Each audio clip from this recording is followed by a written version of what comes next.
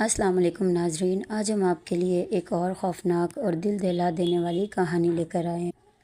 لیکن کہانی شروع کرنے سے پہلے آپ سب سے گزارش ہے، اگر آپ ہمارے چینل پر نئے ہیں تو ہمارے چینل کو ضرور سبسکرائب کیجیے تاکہ ہماری ہر نئی آنے والی ویڈیوز آپ کو سب سے پہلے ملیں۔ ترکی کے شہر استنبول سے 100 کلومیٹر دور ایک پہاڑی قصبہ کے لوگ ان دنوں سخت خوف و ہراس کا شکار تھے۔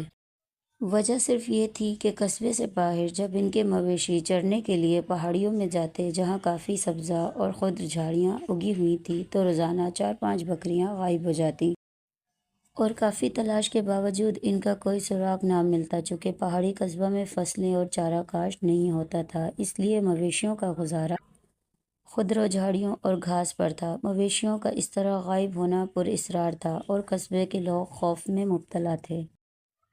ان کا خیال تھا کہ پہاڑیوں میں بدروحیں ہیں جو مویشیوں کو اپنے کھانے کے لیے غائبانہ طور پر لے جاتی ہیں۔ اگر کوئی چور ڈاکو لے جاتا تو لازمی طور پر ان کا کوئی نہ کوئی سراغ مل جاتا۔ چونکہ قصبے والوں کے پاس مویشیوں کے لیے متبادل غذا کا کوئی انتظام نہ تھا، اس لیے وہ اپنے جانور چرنے کے لیے باہر بھیجنے پر مجبور تھے۔ آخر انہوں نے بادشاہ وقت سے فریاد کی اور بادشاہ نے فوج کا ایک دستہ ان پہاڑیوں میں بھیجا۔ لیکن فوجی بھی اس راز کو حل نہ کر سکے کہ مویشی اغوا کر کے کہاں لے جاتے تھے اور انہیں غائب کرنے والے مجرم کون ہیں۔ 2 دن بعد فوجی ناکام ہو کر واپس چلے گئے۔ عبدل نوجوان لڑکا تھا جس کا باپ چراوا تھا۔ اس نے عزم کیا کہ اس مسئلے کو وہ حل کرے گا۔ چنانچہ ایک دن وہ اپنے باپ کے ساتھ مویشی چرانے کے لیے پہاڑیوں میں گیا۔ وہاں پہنچ کر عبدل نے نصف بھیڑ بکریاں الگ کیں اور انہیں لے کر ایک بلند پہاڑ کے پیچھے چل دیا۔ اس پہاڑ کی ڈھلان پر سرسبز جھاڑیاں اور پودے باکثرت تھے۔ عبدل نے بکریوں کو چرنے کے لیے چھوڑ دیا اور خود ایک چٹان کے سائے میں بیٹھ کر ان کی نگرانی کرنے لگا۔ ہر چراوے کی طرح اس کے پاس بھی ایک کلاڑی تھی جس کا پھل کافی تیز دھار تھا۔ چراوے کلاڑی سے درختوں اور جھاڑیوں کی سرسبز شاخیں کاٹ کر مویشیوں کو ڈالتے تھے۔ بھیڑ بکریاں پہاڑ کی ڈھلان پر چر رہی تھیں۔ دوپہر کے قریب عبدل نے ساتھ لایا ہوا کھانا کھایا اور وہیں لیٹ کر آرام کرنے لگا۔ کھانا کھانے سے اس پر غنودگی طاری ہونے لگی تو کچھ دیر کے لیے وہ بکریوں کی طرف سے غافل ہو گیا۔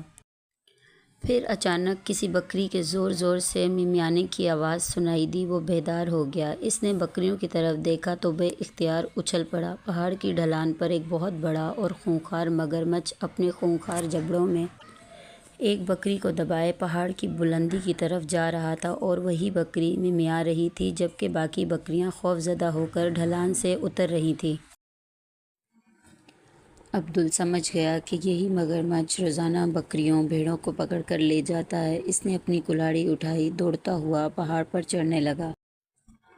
ابھی وہ مگرمچھ سے 15 قدم دور ہی تھا کہ مگرمچھ پہاڑ کی چوٹی پر پہنچ گیا۔ پھر عبدل کے دیکھتے ہی دیکھتے وہ چوٹی کی دوسری جانب غائب ہو گیا۔ عبدل پہاڑ کی چوٹی پر پہنچا تو وہاں کوئی مگرمچھ نظر نہ آیا۔ عبدل حیران ہوا کہ مگرمچھ کہاں چلا گیا۔ اس نے پوری چوٹی پر گھوم پھر کر دیکھا، مگرمچھ کہیں نظر نہ آیا۔ عبدل سوچنے لگا کہ مگرمچھ تو سمندروں دریاؤں میں ہوتے ہیں، یہ کیسا مگرمچھ تھا جو خشک پہاڑوں میں رہتا ہے؟ پھر وہ بکری لے کر کہاں چلا گیا؟ یہی سوچتا ہوا وہ واپس مڑا اور پہاڑ سے اترتے ہوئے اس نے نیچے گھومتی بکریوں کا جائزہ لیا تو دیکھ کر حیران و پریشان ہو گیا۔ ان میں سے ایک اور بکری غائب تھی، نہ جانے وہ کہاں چلی گئی تھی۔ اس نے نیچے پہنچ کر بکریوں کو دوبارہ گنا تو ان میں سے 2 اور کم تھی۔ عبدل دوسری بکری کو آس پاس کی چٹانوں میں تلاش کرنے لگا، لیکن دوسری بکری کا کہیں نشان نہ ملا۔ مایوس ہو کر وہ واپس چلا تو اچانک آسمان پر ایک بہت بڑا پرندہ اڑتا ہوا نظر آیا۔ اس پرندے کے پر 6 گز لمبے تھے اور وہ نیچے آ رہا تھا۔ عبدل نے زندگی میں پہلی بار اتنا بڑا پرندہ دیکھا تھا جس کی شکل عقاب سے ملتی جلتی تھی۔ دیکھتے ہی دیکھتے وہ عقاب نیچے آیا تو بکریاں اسے دیکھ کر ادھر ادھر بھاگنے لگیں۔ عقاب ایک بکری پر چپٹا اور اسے اپنے دونوں پنجوں میں دبا کر فضا میں بلند ہونے لگا۔ عبدل گھبرا گیا اور کلاڑی سونت کر پرندے کی طرف بھاگا، لیکن اس کے وہاں پہنچنے سے پہلے عقاب نما پرندہ 100-150 فٹ کی بلندی پر پہنچ چکا تھا۔ پھر وہ اڑتا ہوا بلند پہاڑ کی دوسری طرف غائب ہو گیا۔ عبدل حیران و پریشان تھا۔ اب وہ یہ راز جان گیا تھا کہ روزانہ مویشی کیسے غائب ہو جاتے تھے۔ شاید دوسری بکری کو بھی کوئی ایسی طاقتور بلا اٹھا کر لے گئی تھی۔ وہ بکریوں کے قریب ہی ایک چٹان پر بیٹھ کر مگرمچھ اور عقاب نما پرندے کے بارے میں سوچنے لگا۔ کچھ ہی دیر گزری تھی کہ اچانک بکریوں میں پھر اب افراتفری پھیل گئی۔ عبدل دیکھ کر چونک گیا اور بے اختیار اچھل پڑا۔ ایک ببر شیر ایک بکری کی گردن منہ میں دبائے تیزی سے پہاڑ پر چڑھ رہا تھا۔ عبدل کلہاڑی لے کر اس کی طرف بھاگا، مگر شیر کی رفتار بہت تیز تھی۔ عبدل ابھی پہاڑ کی چوٹی سے نصف فاصلے پر ہی تھا کہ شیر چوٹی پر جا پہنچا اور عبدل کی نگاہوں سے اوجھل ہو گیا۔ چند منٹ بعد جب عبدل پہاڑ کے اوپر پہنچا تو شیر بکری سمیت غائب تھا۔ عبدل اس کی تلاش میں ادھر ادھر دوڑنے لگا۔ اس نے چوٹی کا چپا چپا چھان مارا لیکن شیر کا کہیں سراغ نہ ملا تو وہ مایوس ہو کر واپس پہاڑ سے نیچے اترا اور باقی بکریوں کو ہانک کر اس طرف لے جایا جہاں اس کا باپ بکریاں چرا رہا تھا۔ ارے 4 بکریاں کہاں گئی عبدل؟ باپ نے چونک کر پوچھا۔ عبدل نے اسے بتایا کہ کیسے بکریاں شیر، عقاب اور مگرمچھ لے گئے تو اس کا باپ خوفزدہ ہو گیا اور ریوڑ لے کر قصبہ کی طرف چل دیا۔ اس نے قصبہ پہنچ کر لوگوں کو بکریوں کے گم ہونے کی وجوہات بتائیں تو لوگ خوفزدہ ہو گئے۔ وہ سمجھ گئے کہ عقاب، شیر اور مگرمچھ کی شکل میں کوئی جن بھوت یا بلائیں تھیں، مگر ان کے پاس صبر کے سوا کوئی چارہ نہ تھا۔ البتہ عبدل کو 4 بکریوں کے ضائع ہونے کا بہت دکھ تھا اور اس نے یہ فیصلہ کیا کہ اگلی مرتبہ وہ بکریوں کے درمیان میں رہے گا اور بکریوں کو شکار کرنے والی بلاؤں کو ہلاک کر دے گا۔ دوسرے روز اس کے باپ نے شمالی پہاڑیوں کا رخ کیا۔ وہاں پہنچ کر عبدل نے 15 بھیڑ بکریاں گلے سے الگ کیں اور اپنے باپ سے تقریباً 1 کلومیٹر کے فاصلے پر واقع پہاڑ کے دامن میں پہنچ گیا۔ وہاں پتھر و چٹانوں کے آس پاس کافی سبزہ اور جھاڑیاں اگی ہوئی تھیں۔ بکریاں چرنے لگیں اور عبدل کلہاڑی ہاتھ میں لیے ان کے آس پاس گھومنے لگا۔ دوپہر کے وقت وہ کھانا کھانے کے لیے ایک چٹان کے سائے میں آ بیٹھا اور ساتھ لایا ہوا کھانا کھانے لگا۔ ابھی اس نے چند ہی نوالے کھائے تھے کہ اچانک بکریاں ادھر ادھر بھاگنے اور ممیانے لگیں۔ ان کی آواز سن کر عبدل چونکا اور بکریوں کی طرف دیکھ کر بے اختیار اچھل کر کھڑا ہو گیا۔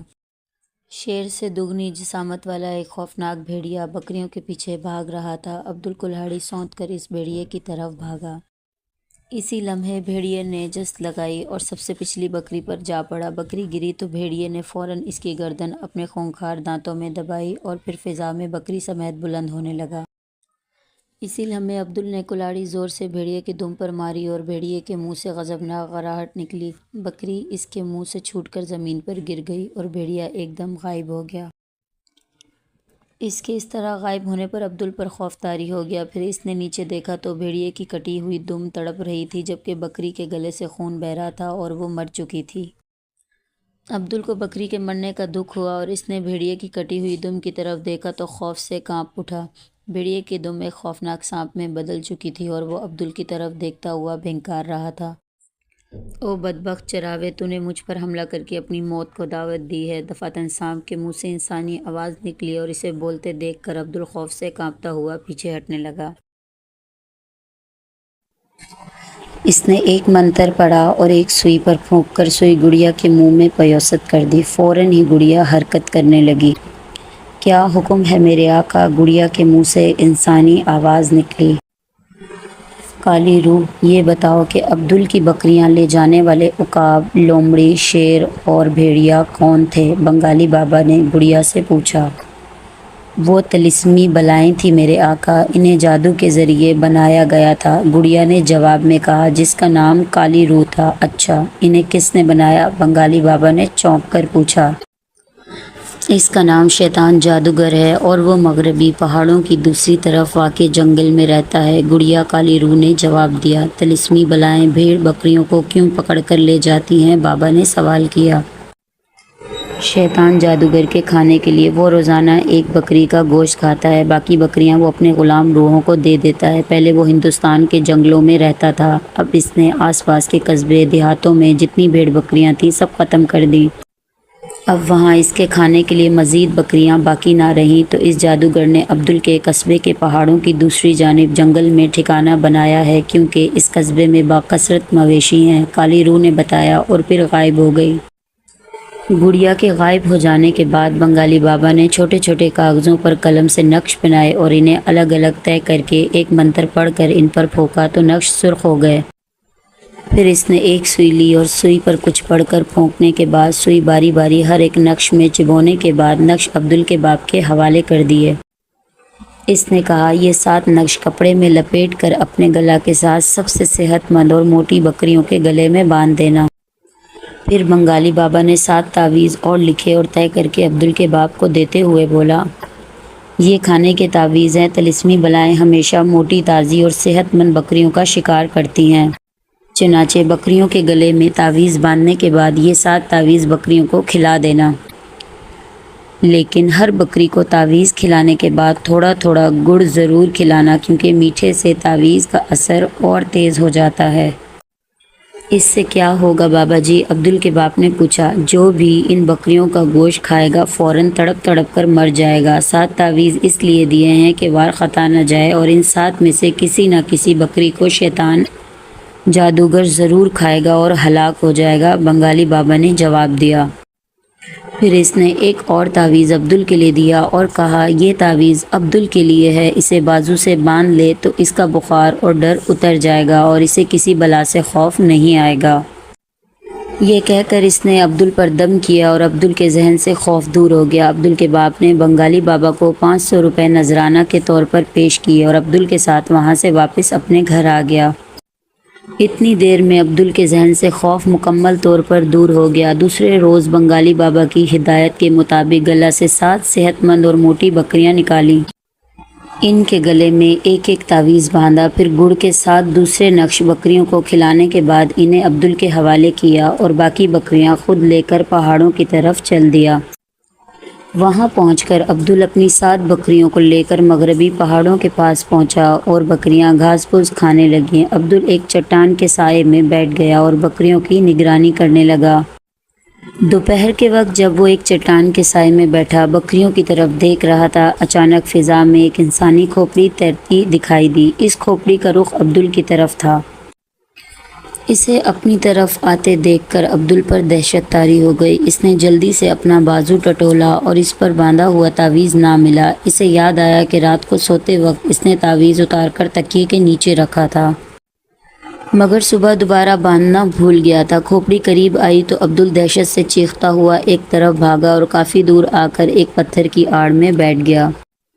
پھر اس نے کھوپڑی کی طرف دیکھا تو کھوپڑی ایک بکری کی پشت پر پڑی تھی اور بکری پہاڑ پر چڑھ رہی تھی۔ پہاڑ پر پہنچ کر بکری کھوپڑی سمیت غائب ہو گئی۔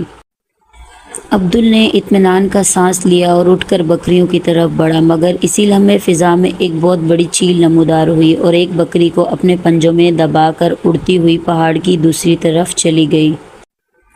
چند منٹ بعد پہاڑ سے ایک ہاتھی اترا اور وہ بھی ایک بکری کو اپنی سونڈ میں جکڑ کر پہاڑ پر چڑھ گیا۔ عبدل ابھی ہاتھی کو دیکھ ہی رہا تھا کہ فضا میں ایک دیو پیکر چمگادڑ نمودار ہوئی، وہ بھی اپنے ساتھ ایک بکری کو اپنے پنجوں میں دبا کر لے گئی۔ پھر شام تک کوئی اور بلا نہ آئی۔ اگلے روز عبدل باقی تینوں بکریوں کے ساتھ اسی پہاڑ کے دامن میں پہنچا، مگر شام تک کوئی بلا نہ آئی۔ پھر تیسرے دن بھی ان کی بکریاں محفوظ رہیں تو عبدل کا باپ بنگالی بابا کے پاس گیا۔ بنگالی بابا نے گڑیا کالی روح سے پھر اسی طرح پوچھ گچھ کی تو کالی روح نے بتایا کہ پہلی 4 بکریوں میں سے ایک کا گوشت شیطان جادوگر نے کھایا تھا اور وہ اسی وقت مر گیا تھا۔ یہ سن کر عبدل اور اس کے باپ نے سکون کا سانس لیا کہ اب ان کی بکریاں ہمیشہ کے لیے محفوظ ہو گئی ہیں۔